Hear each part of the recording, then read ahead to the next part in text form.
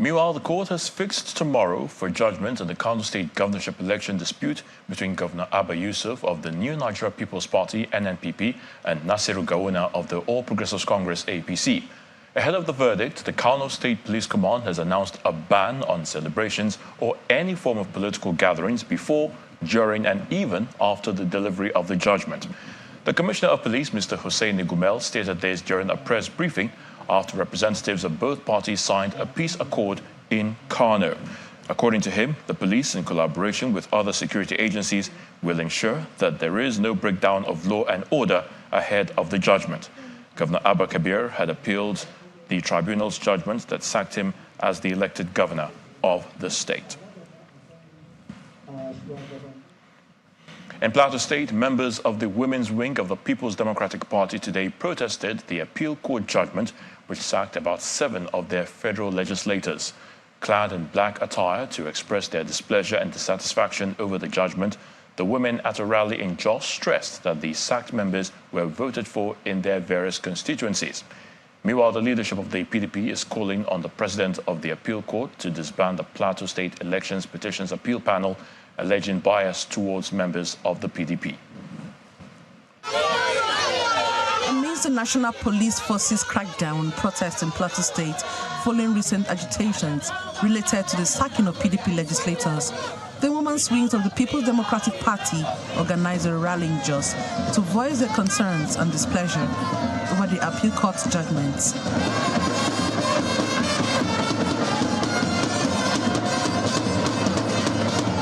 During the rally, they passionately drummed up support for the PDP government and elected member through solidarity chants. After speakers questioned the inconsistency of the courts, pre-election matters discarded by courts in other states become decisive in Plateau State. Former Minister of Water Resources, Sarah Ochepe, echoed these sentiments in her address to the gathering in Hausa. We are here because democracy, which we have been practicing for 24 years, has never seen this kind of judgment until recently.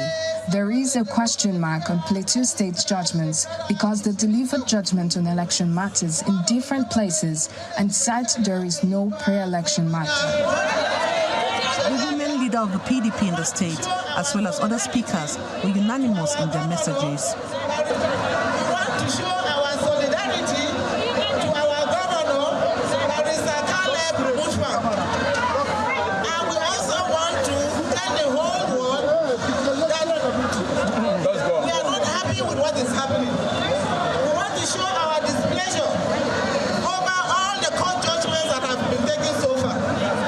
Meanwhile, the national leadership of the PDP is calling on the president of the appeal court to immediately disband the Plateau State Elections Petitions Appeal Panel.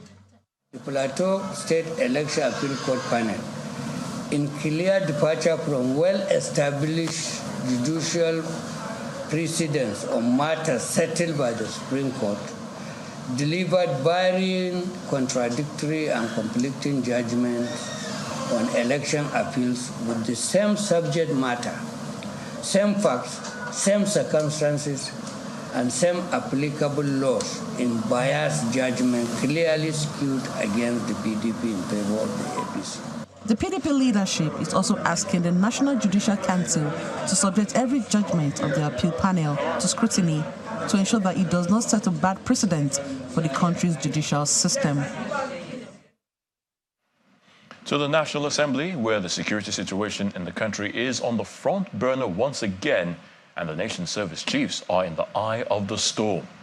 In the upper legislative chamber, the Senate has resolved to invite the service chiefs as well as the Inspector General of Police and the National Security Advisor to a closed-door session to discuss the security challenges in the country. Others expected are the Director General of the Department of State Services and the Commandant General of the Nigeria Security and Civil Defense Corps. The lawmakers seek to interrogate them on what they termed lack of improvement in the nation's security situation. Our Senate correspondent, Gloria Umezoke, reports. Lawmakers in the upper chamber converged for plenary for the last time this week, and the security situation in the country is one priority area the lawmakers seek answers. The lawmakers want the heads of security agencies to appear before them to provide answers to the questions on insecurity in the country.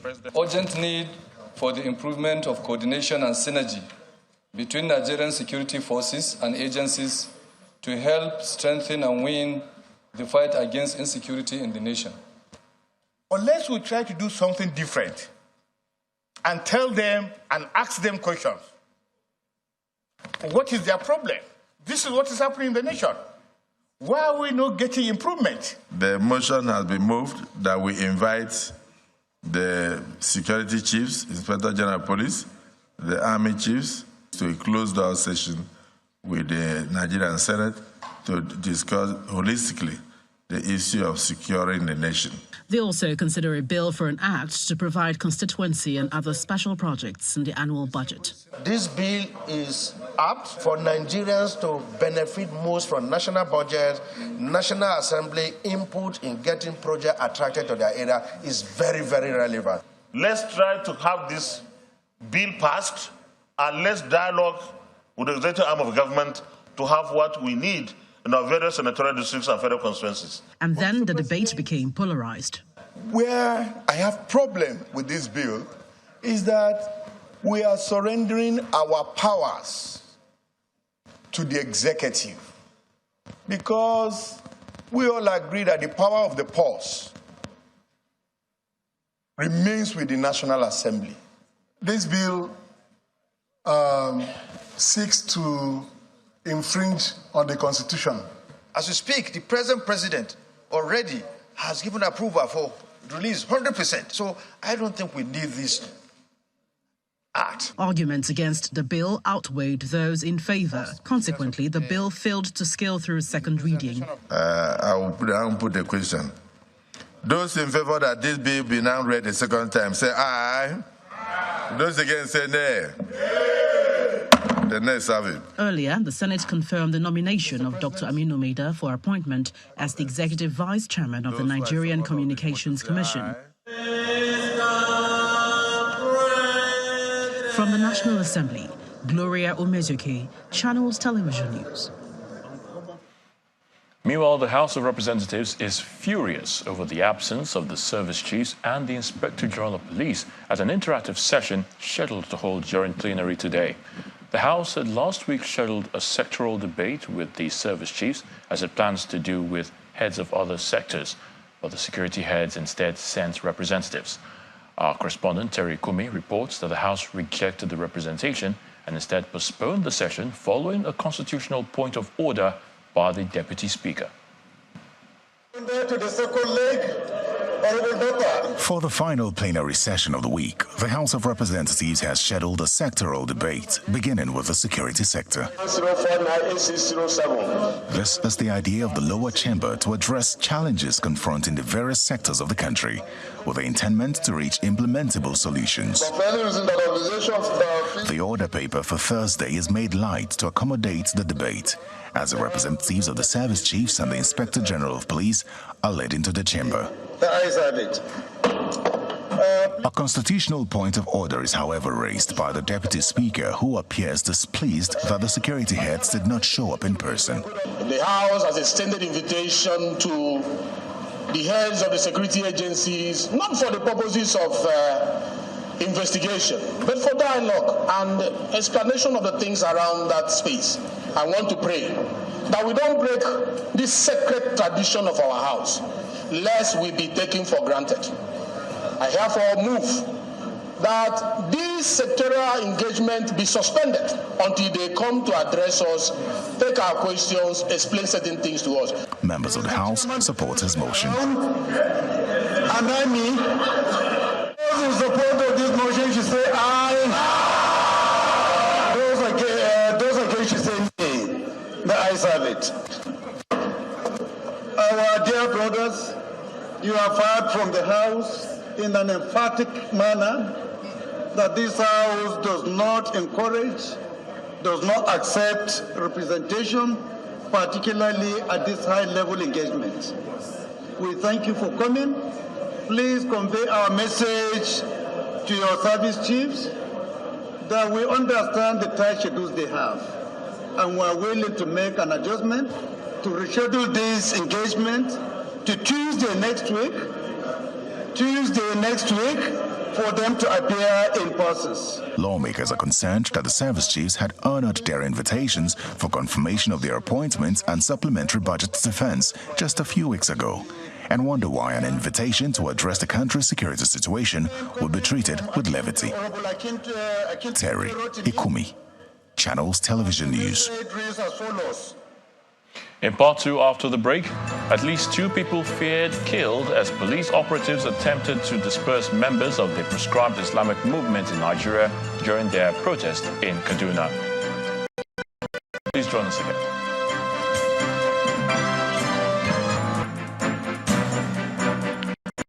If you've just joined us, you're watching the news at 10 coming to you live on Channels Television Lagos. A reminder of our top stories. The Court of Appeal in Abuja declares the 2023 Zamfara State governorship election inconclusive, orders INEC to conduct fresh poll in 3 local government areas in the state. PDP women in Plateau State take to the streets in protest against appeal court judgment which sacks some of their federal legislators. Party's leadership calls for review of judgment. Senate summons service chiefs and heads of other security agencies over the persisting security challenges in the country. Lawmakers in the lower chamber furious following the failure of the security chiefs to honor their invitation. And outbreak of disease and hunger seem inevitable in Gaza after weeks of Israeli bombardment, the UN human rights chief has said.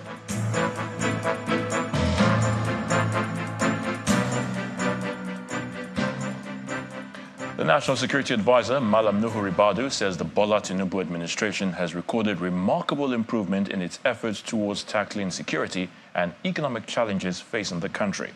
Addressing a gathering of editors and media executives at the All Nigeria Editors Conference in Uyo, the Akwa Ibom state capital, the NSA gave the assurance of the administration's readiness to take necessary measures to stabilize the security and economic state of the country.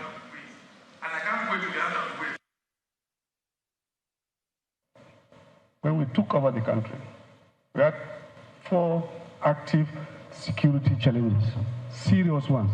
Even one alone will undermine a very physical and continuous management of a country. We had the Boko Haram and the Islamic insurgency, which for about 15 years or so now ongoing. We have had the Niger Delta, we do have the Niger Delta for over 30 years of insecurity. In fact, the banditry and the kidnappings, especially within the area of northern Nigeria, north central, northwest, and so on. And also, unfortunately, what is still a little bit going on with the southeast. These 4 massive problems, each one is capable of really bringing us to our own knees. All of them very active. At the time when we took over, well, probably like last year, average we used to record minimum of 1,200 or more violent deaths as a result of criminal activities. Banditry, terrorists, those who undermine the state and make life difficult for our own people. Yes. And we went to work, we did. The time we took over, the production crude oil, which is like what is an indication of things happening, was just about 1.1 million to 1.2. And often, how you know whether things are working or not, how many cargoes are you exporting? How many cargoes of crude oil? This is what tells you the story. We had less than 20 a month. We worked quietly. Today, crude oil production is over 1.7 million barrels a day. The president has arrived in Abuja, the nation's capital, after joining President Umaru Sissoco Embalo and the government of Guinea-Bissau to celebrate their 50th independence anniversary and Armed Forces Day. President Bola Tinubu arrived in Bissau on Thursday evening for the ceremony. His visit to Guinea-Bissau followed his participation in the Saudi Africa Summit in Jeddah, where he joined other leaders from Africa and around the world to discuss how to support joint action, enhance political coordination, and address regional security threats, as well as facilitate economic transformation. On the sidelines of the summit, President Bola Tinubu also engaged in meetings aimed at attracting more foreign direct investment and expanding business partnerships. At least 2 people are feared killed in Kaduna metropolis as security operatives attempted to disperse members of the proscribed Islamic movement in Nigeria, who are also known as Shiites, during a protest over the ongoing Israeli-Palestinian conflict. Pandemonium broke out following the alleged killing of 2 passers-by as security operatives tried to disperse the IMN members who were holding a procession along Wharf Road in Kaduna. An eyewitness told Channels Television that the Shiites, holding banners with a photograph of their leader, Sheikh Ibrahim El-Zakzaki, were marching towards the office of the National Human Rights Commission to submit a letter in support of the people of Gaza in Palestine when they were said to be resisted by security operatives. And during the ensuing fracas, a commercial motorcyclist and another passerby were reportedly killed. Now, commenting on the incident, the spokesman of the Kaduna State Police Command, ASP Mansur Hassan, says the Shiites had unlawfully blocked the road during a protest and refused motorists from passing. And on the arrival of policemen to the scene, the Shiites, who were armed with weapons, opened fire on the police, injuring 2 policemen. ASP Hassan adds that the investigation into the incident has already commenced. Governor Yahya Bello of Kogi State has embarked on a thank-you visit to Okene and Adavi local government areas for the votes that secured the victory for the candidate of the All Progressives Congress, Mr. Usman Ododo. Addressing a crowd of supporters at his residence, Mr. Bello says he is preparing his handover notes and then urged the people of Kogi State to support the administration of Mr. Ododo.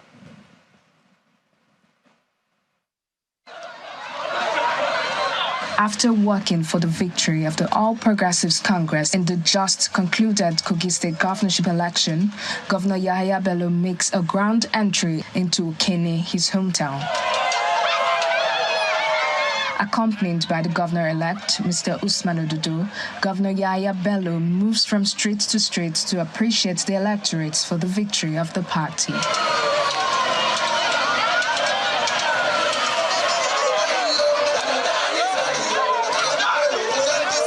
He also moves through the streets of Adavi and Ukei local government areas amidst cheers from his supporters.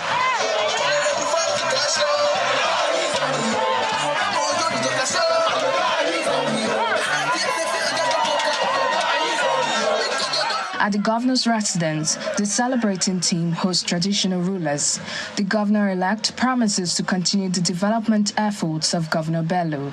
By the special grace of God Almighty, we are going to serve our people diligently and with the fear of God. I call on everyone to join hands with me to move the state forward. Together, we can make Kogi as a shining an example of a shining state of growth and harmony. On his part, Governor Bello appreciates the people for believing in the candidates of the APC. Today I came to present the new governor-elect and his deputy to the people in the central. And of course to the people of Kogi State in general. We're here today celebrating along with our traditional rulers. Our Sheikh, Chiwara, Makonyansa, and everybody here. So we're celebrating. We appreciate all of you. Politics ended from the very first day he was declared governor-elect. That was on the 12th of November 2023. That ends politics. In presenting the governor-elect to the traditional rulers, Governor Bello pleads with them to support his administration. Let's now head to the nation's capital, and Victor Matthias is standing by to give us the very latest from our Abuja studios. Hello, Victor. Take it away. Indeed, Hayatunde, welcome to the nation's capital. Now, the lack of continuity and poor execution of economic plans and policies are hindering the nation's economic transformation. And this is according to former Minister of Finance, Mr. Olusegun Aganga, who has stressed the need for the effective implementation by the government of the National Code on Corporate Governance set up in 2013. Mr. Aganga made this remark at the 2023 Annual Directors Conference in Abuja. Our correspondent, Victoria Longjan, reports. It's the convergence of players in the boardroom, captains of industries, government representatives, entrepreneurs, and other invited guests to the Chartered Institute of Directors 2023 Annual Conference with the theme, Driving Nigeria's Economic Transformation and Diversification, the Role of Corporate Governance. Contemporary issues on leadership, ethics, and the role of corporate governance in shaping the nation's economic growth are brought to the fore.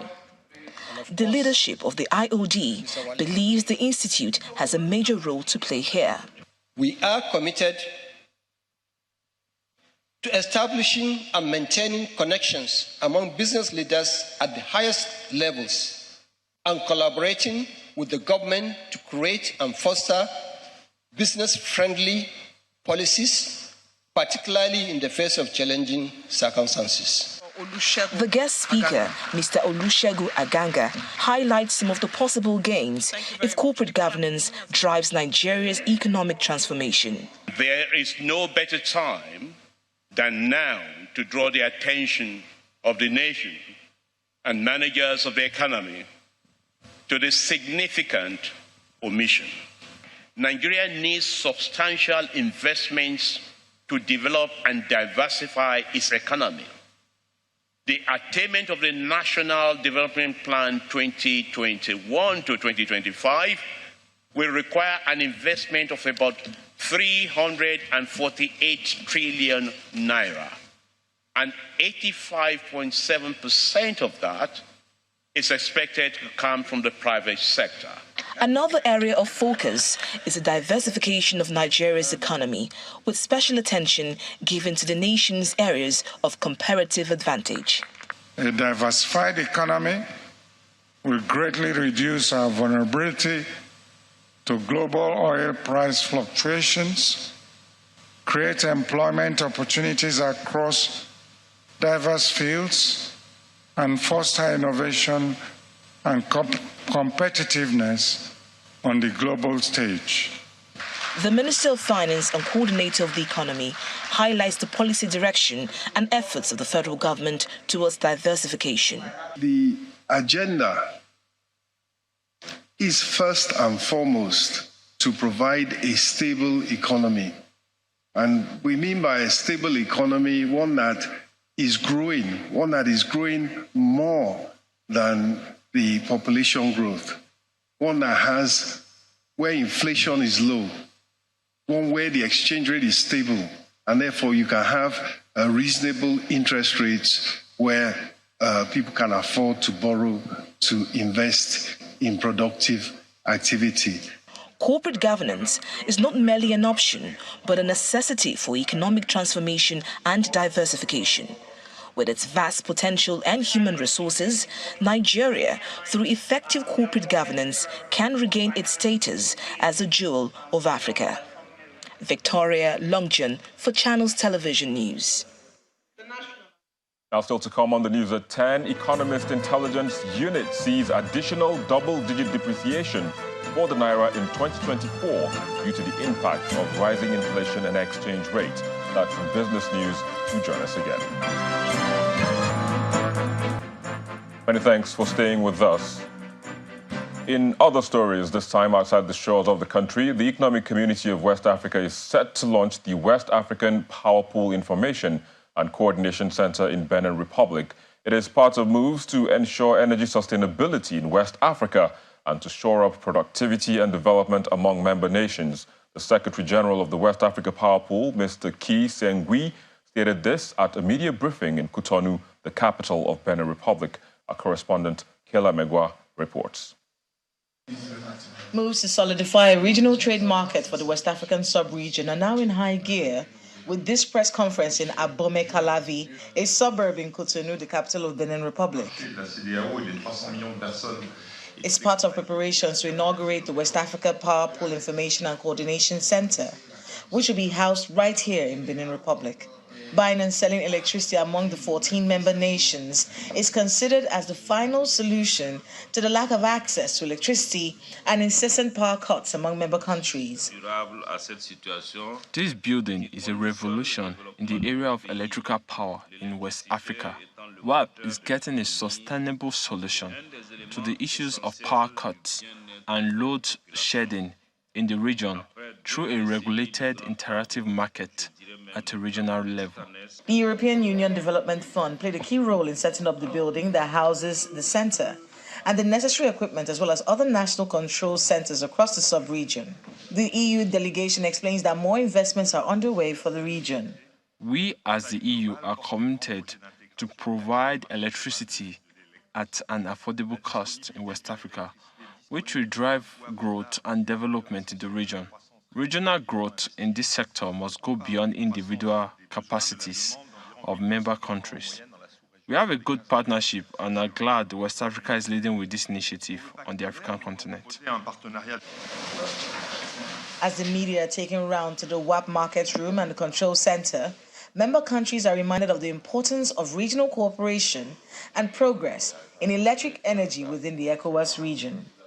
This electricity project actually cost 30 million euros, funded, of course, by the European Union. And that money encompasses not just this building right behind me, but also all the coordination equipment in West Africa. The idea is to encourage African countries to buy and sell electricity from each other, knowing that they are being coordinated and that regional rules in electricity trade are being adhered to. It's a significant move. The launch, of course, will be coming up on Friday. Today was a press briefing, getting people ready for that launch. And it's expected that at that launch, all the players in the electricity sector in West Africa will be present. And of course, all the questions about costing and coordination will be answered, of course, by the ICC. But they want all African countries to join this particular movement and be a part of the ECOWAS Heads of State and Government plan of ensuring energy sustainability in West Africa.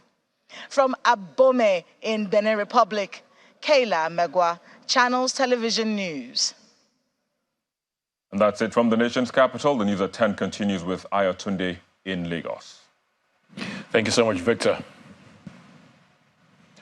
It's good news for Enugu State workers as Governor Peter Mbah has assured them of a monthly cash transfer of between 10,000 and 25,000 naira for 5 months, effective next month. He was speaking at a meeting with organized labor who were at the government house to discuss the welfare of workers. According to him, the palliative is an addition to their monthly salaries, pending the decision of the new minimum wage. With effect from next month, we're going to also make a flat payment to all categories of our workers, beginning from our local government civil servants, the primary school teachers, and the secondary school teachers, and also the state civil servants. We're going to categorize them, and there will be a flat payment of between 10 and 25,000, depending on the categories. And that payment is going to continue till April. We're going to pay that every month. In addition to their salary, they are going to get those flat payments from now to April. Our hope is that by the end of April, the committee that is reviewing the minimum wage would have come up with what would then become the minimum wage at the time. And so from there, we're just going to carry on with implementation of what is then set as the minimum wage. So ours would be to continue to encourage and to deploy programs that would see to the lifting of our people out of the pit of poverty. In Gombe State, Governor Inuaha Yahya is making a case for the improvement of the agriculture sector to boost job creation in the country. He made this known when he paid a courtesy visit on the management of the Raw Materials Research and Development Council in the nation's capital of Abuja. Now, the governor explains that his state is willing to partner with the council to improve agriculture in Gombe State. No nation can work or grow and survive, this 21st century without being self-reliant in food. Because you end up selling everything and maybe at the end of it, getting nothing to feed these people. We are over 200 million people. Gombe State is a small state, only about 3.5 million people. But if we work well, this 3.5 can feed the remaining part of this country. I'm aware of so many projects that were done before that would have helped in sustaining, productivity and ensuring food security. But for so many reasons, we partner, even the production of fish itself will be made easy, and we can have, so the energy that is available plus the raw materials will ensure that along the value chain we achieve a lot. Productivity will increase and prosperity will spread to the people. That is our main target and focus. So I welcome this move, and I want to assure you that we shall give you the support, and you too, we are ready to talk with investors. So think along that line, because I believe any research or production that doesn't end, in proper marketability and outreach to the market, it means it may not be sustained. So sustainability is of essence. To company news, a new digital financial payment application, Zoja Pay, has officially been unveiled for the retail market. The all-in-one fintech platform aims to revolutionize traditional banking by deploying cutting-edge technology to optimize payment transaction processes. It is the official launch of Zoja Pay, a digital financial application that simplifies payment by making access to cash easy for the retail market. The all-in-one fintech platform aims to redefine the digital payment experience, emphasizing accessibility, security, and convenience. The founder and CEO of Zoja Pay sheds light on the transformative potential of the app. I dreamt of a platform that would do for Nigeria what Revolut, Wise, and other products did for the UK, Europe, and the US by transforming and disrupting the market. A platform that was not just a payment service, but a beacon of financial inclusion. During these formative years, I will tell you this: the seed of Zoja Pay were inspired and sown. The chairman of the event highlights the impact Zoja Pay aims to have on the digital financial landscape. This app is designed to bring financial inclusion to the forefront of our mission. Zoja Pay is more than just a fintech product. It's an embodiment of innovation, security, and user centricity. This application is poised to transform the way we interact with financial services, making them more accessible, efficient, and secure for every user. Next, attendees get a first-hand look at the features and functionalities of Zoja Pay. User experience is a critical aspect of any digital payment app. How has Zoja Pay prioritized user-friendly interfaces and security measures to ensure a smooth and trustworthy experience for its users? Most merchants and businesses require instant payment for their solutions, and they also need a place where they can aggregate all their payments, look at it, verify, and reconcile at the end of the day. What we have done in Zoja Pay is that we've been able to create a platform where customers, agents, merchants can receive payments and also meet their day-to-day needs.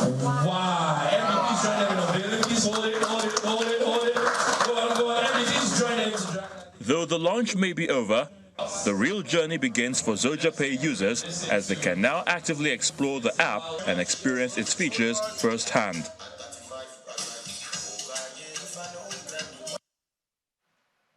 It's now time for some business news with Joker Rogers.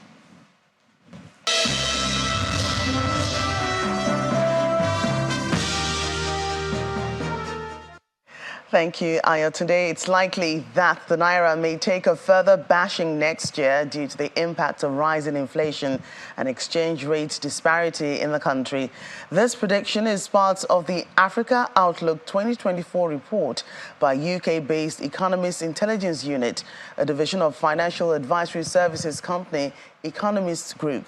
According to the report, high inflation and a continued spread between the official and parallel markets may leave the exchange rate regime unstable and result in periodic devaluations. The firm also expects double-digit currency depreciation to affect other major African economies like Egypt, Angola, Ethiopia, and Sudan.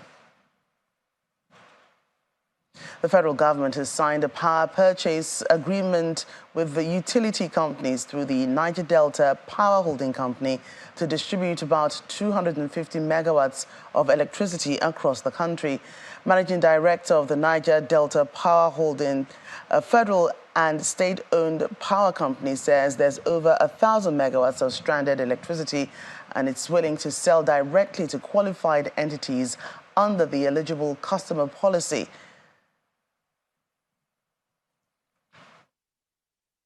The African Development Bank, United Nations Economic Community of West of Africa, and the United Nations Development Programme may have called for sustained industrial development on the continent of Africa. They made this call at the ongoing 2023 African Economic Conference in Addis Ababa. That's the capital of Ethiopia, with the theme Imperatives for Sustainable Industrial Development in Africa. At the start of the conference, the chief economist and vice president of the AFDB group, Kevin Urama, who is representing the bank's president, Akinwumi Adesina, highlighted COVID-19 challenges prompting Africa to address global economic shocks and enhance competitiveness in global trade. The International Air Transport Association says air passenger demand recorded strong post-pandemic performance in the third quarter of this year, according to its Director General, Willie Walsh. Total traffic in September 2023, which is measured in revenue passenger kilometers, rose 30.1% compared to September 2022. He mentioned that the African Airlines posted a 28.1% traffic increase in September 2023 versus a year ago, while international traffic climbed 31.2% compared to the same period this month a year ago. Now let's find out how the domestic stock market performed today. It ended today's trading session. Laddie Williams has the details.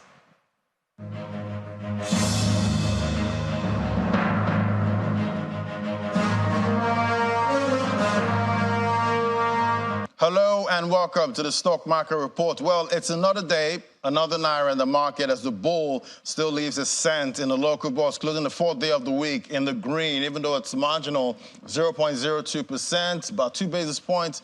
See the market, the all-share index holding that 71,000 level, market cap still holding 39 trillion. Let's look at the sectors now. We see banking down, but the consumer goods counter takes a shine today with Nigerian Breweries PLC. That has a market cap about 411 billion naira, bumping this counter up, adding about 5.26% to its share price today. To the top trades, I will see oil and gas stock and financial services stocks dominating this counter, while 676 million naira worth of stocks traded. So it's a marginal increase today with 23 stocks gaining against 32 decliners. Final trading day tomorrow. Let's see if the market closes with a bang. That's the Stock Market Report. I'm Laddie Williams.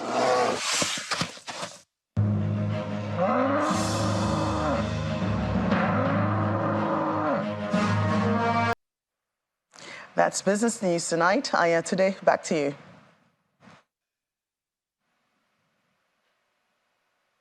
Many thanks, Joker. Israel's Defense Forces spokesperson Daniel Hagari says its forces have found a tunnel shaft and a vehicle containing weapons in the Al-Shifa hospital as troops continue to conduct targeted activity around the medical facility. Here's Simon Pusey with other international stories and Around the World in 5. Good evening and welcome to the Channel's studios here in London with your international news around the world in 5. Outbreaks of disease and hunger seem inevitable in Gaza after weeks of Israeli bombardments. That's according to the United Nations Human Rights Chief. Volker Turk made the comments during an informal briefing to the UN in Geneva after visiting the Middle East. It comes after the World Health Organization warned of worrying trends in disease spread across Gaza. In my career, working in many crisis situations around the world, have I met such an outpouring of fear, anger and despair. The people of Gaza, who for years have been profoundly impoverished behind barbed wire fences, are enduring bombardment by the Israeli security forces of an intensity rarely experienced in this century. President Joe Biden says the US and China have agreed to resume military-to-military communications in an effort to ease rising tensions. We're back to direct, open, clear communications, he said, following a rare meeting with China's President Xi Jinping in California. It was the first time the pair had spoken in person in more than a year. At a news conference following the summit, Mr. Biden said a lack of communication was how accidents happen and added that both presidents could now pick up the phone and be directly heard immediately. We're reassuming military-to-military contacts, direct contacts. As a lot of you press know who follow this, that's been cut off, and it's been very worrisome. That's how accidents happen, misunderstandings. So we're back to direct, open, clear, direct communications on a direct basis. Vital miscalculations on either side can cause real trouble with a country like China or any other major country, and so I think we're made real progress there as well. Finland's Prime Minister has announced that his country will close some border crossings on the border with Russia.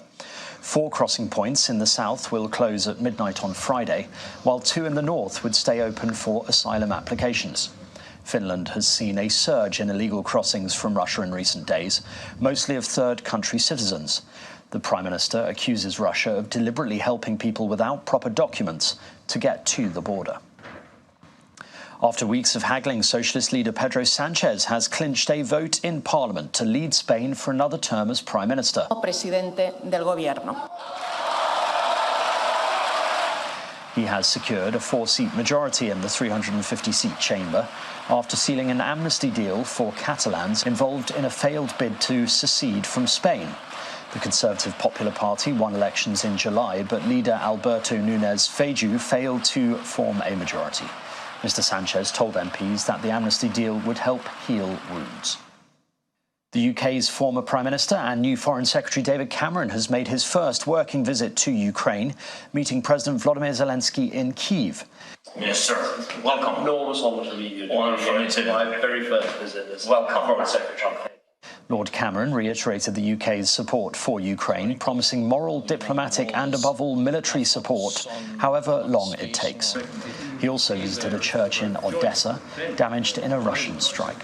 What I want to say by being here is that we will continue to give you the moral support, the diplomatic support, the economic support, but above all, the military support that you need, not just this year and next year, but for however long it takes. Malawi's President Lazarus Chakwera has suspended with immediate effect all international travel for himself and his government in a bid to save money.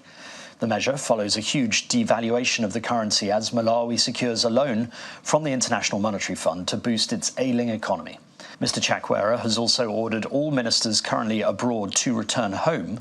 Fuel allowances for senior government officials have also been cut by 50%.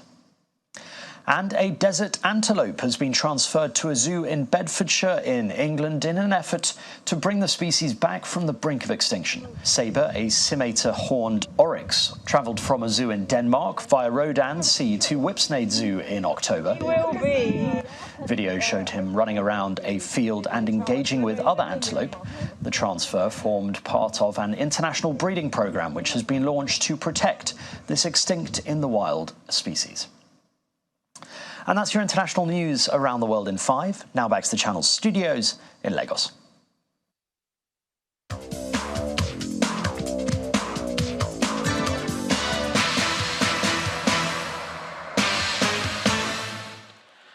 Thank you, Simon. Welcome to Sports News. Minos Lesotho has pulled off a shock 1-1 draw against the Super Eagles of Nigeria in their opening 2026 FIFA World Cup qualifier played this evening at the Godswill Akpabio Stadium in Uyo, the Akwa Ibom state capital. The Super Eagles are 113 places above the Crocodile of Lesotho in the world's ranking and were expected to make a winning start in Group C. But Lesotho stunned the home crowd by taking a 56-minute lead when Motlomelo Nkonazi rose at the far post to nod home after a corner. Nigeria equalized 11 minutes later when Shemi Ajayi scored with a powerful header off a corner taken by captain Kelechi Iheanacho. Tyson Fury and Alexander Usyk will fight for the undisputed heavyweight championship of the world in Riyadh on February the 17th.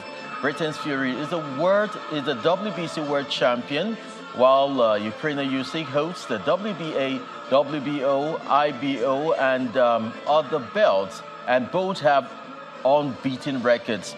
The winner will be crowned the heavyweight division's first undisputed champion since Lennox Lewis from 1999 to 2000. And I believe we're both destined to be here, to be in this big fight in Saudi Arabia, the Ring of Fire. And there's only one winner, and I'm destined to become the undisputed champion. And more than that, I'm destined to cement my legacy as the #1 fighter of this era. And to do that, I've got to beat this little man, and that's it. Simple as. Easier said than done, I understand. He's a tricky man, good boxer, slick, all of that. But listen, I've seen many, many people like him before, and when they fight the big men, they struggle.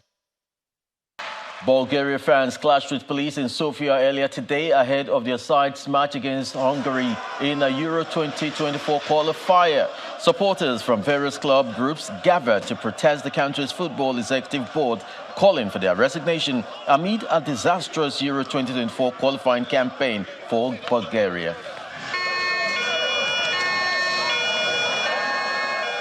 That's it on sport. It's back to you, Ayotunde.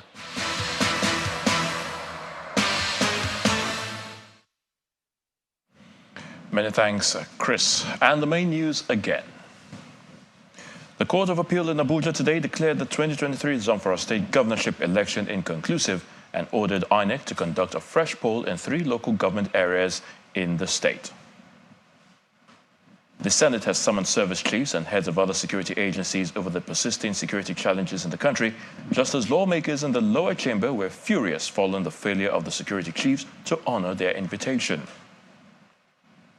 And the UN Human Rights Chief said outbreak of disease and hunger seemed inevitable in Gaza after weeks of Israeli bombardment.